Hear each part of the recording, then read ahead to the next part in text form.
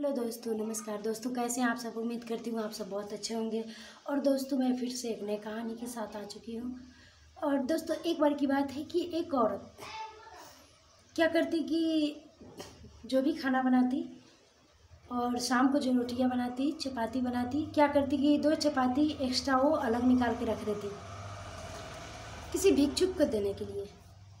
फिर दूसरे दिन, तीसरे दिन, मतलब हमेशा वो बार बार उसका मतलब आदत पड़ गया था भिक्षुक को खिलाना।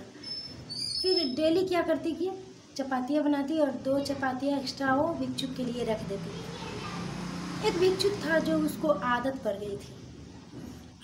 गई थी तो क्या किया कि वो भिक्षुक आता और रोटियाँ ले लेता, और रोटियाँ लेने के बाद कहता कि बुरा वाला लौट के जाए और अच्छा वाला घूम कर आए। जब भी रोटियाँ लेता बोलता कि बुरा वाला लौट कर जाए और अच्छा वाला घूम कर आए। ये सुन कर औरतें बहुत परेशान हो चुकी थी। फिर दूसरे दिन, तीसरे दिन जब भी वो रोटियाँ लेता ये बात बोलता। ऐसा ही सुनते सुनते औरत सोची कि ये बार बार मुझे क्या बोलता है कि बुरा वाला लौट के जाए और अच्छा वाला घूम कर आए। ये क्या बोलता है? इसके बाद से तो हम परेशान हो चुके हैं।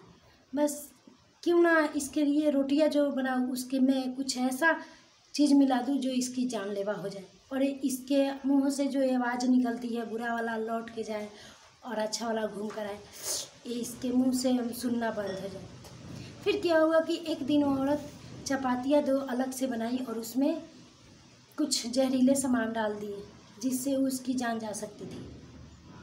ऐसा ही कि और बना करके जो ही वो भिक्षुक आया, ये औरत लेकर निकलने वाली थी, तभी इसके अंदर से आवाज़ निकली कि ये क्या बोलता है क्या नहीं, पर तू क्या करने जा रही है। उसके अंदर से आवाज़ निकली कि ये जो बोलता है, लेकिन तू करने क्या जा रही है, तू बहुत घोर पाप कर रही है, तू बहुत पाप कर रही है, तू अच्छा नहीं कर रही है।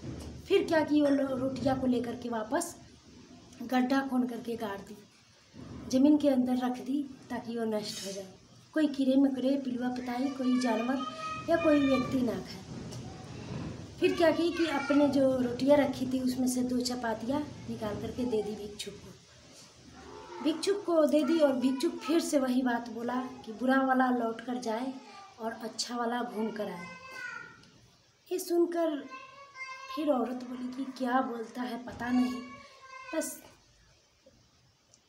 कुछ ही उसके कल होके देखा कि उसका बेटा जो था, एक बेटा था, वो बेटा गुम हो गया था, भुला गया था, वो मिल नहीं रहा था। कल होकर के देखा कि उसका बेटा आकर के दरवाजे पे खटखटाया, दरवाज़ा देखा, अपने बेटों को पाया, बहुत खुश हुआ। बेटा तू कहाँ था इतने दिन से? और माँ का दिल तो आप लोग जानते ही हैं। बेटा कहाँ था इतने दिन से?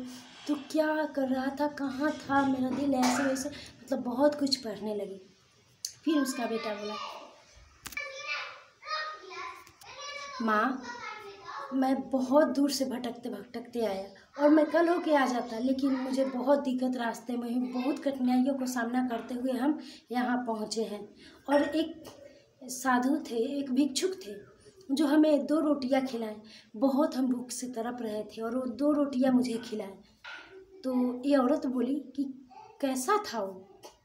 फिर बेटा उसका बोला कि माँ वो कैसा था इतना तो याद नहीं है, पर वो खिलाया और इतना बोला कि अच्छा वाला बुरा वाला लौट कर जाए और अच्छा वाला घूम कर आए, इतना बोला।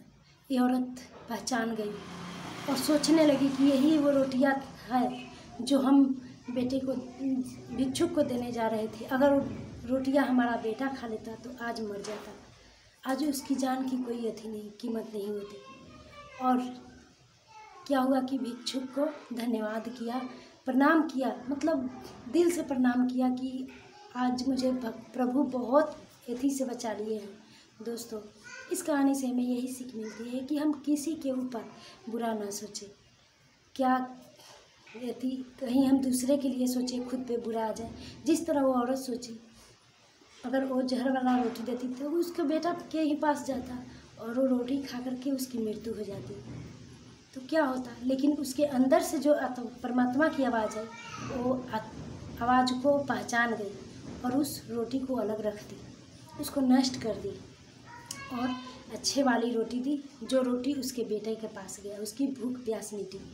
हमें इस कहानी से यही सीख मिलती है कि हमें कभी भी किसी के लिए बुरा ना सोचना चाहिए। वो हमारे लिए सोचने दीजिए, हम उसके लिए ना सोचें, ताकि प्रभु ईश्वर हम पे सदा कृपया बनाए रखे। और दोस्तों, हमारे वीडियो को फुल वॉच दीजिएगा। हमारी वीडियो कैसी लगी आप सब बताइएगा। So thank you.